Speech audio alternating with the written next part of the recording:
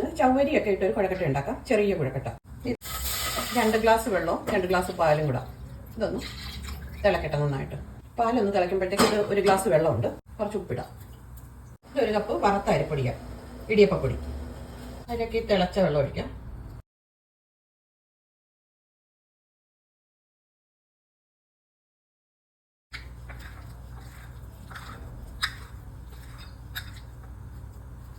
ഇത് തിളച്ചിട്ടുണ്ട്. ഇതിലേക്ക് 1/4 കപ്പ് ചവ്വരി കഴുകി വെച്ചേക്കുന്നതാ, അത് ഇടാം. ഇത് ചെറിയ തീ കിടന്നൊരു 10 മിനിറ്റ് വേകട്ടെ. ഇത് കുഴച്ചിട്ടുണ്ട്. ഇനി ചെറിയ ചെറിയ ഉരുളയാക്കി എടുക്കാം.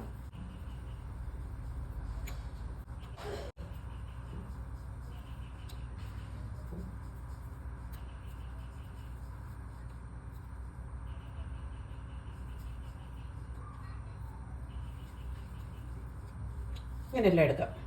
ഇത് ഇതിലോട്ടിടാം. ചവ്വരി ഇതിനകത്തോട്ടിടാം.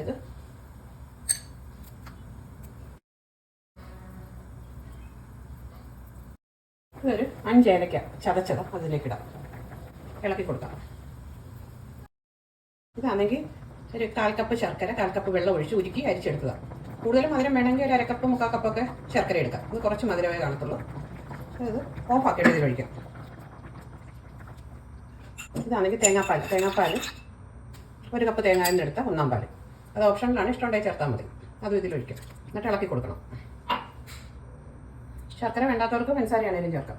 പിരിഞ്ഞു പോകാതെ ഒന്ന് ഇളക്കി കൊടുക്കാം. ഇനി ഇത് അടച്ചൊരു 10 മിനിറ്റ് വെച്ചേക്കാം. ഇതിപ്പം 10 മിനിറ്റായി. ഇനി നമുക്ക് എടുത്ത് നോക്കാം.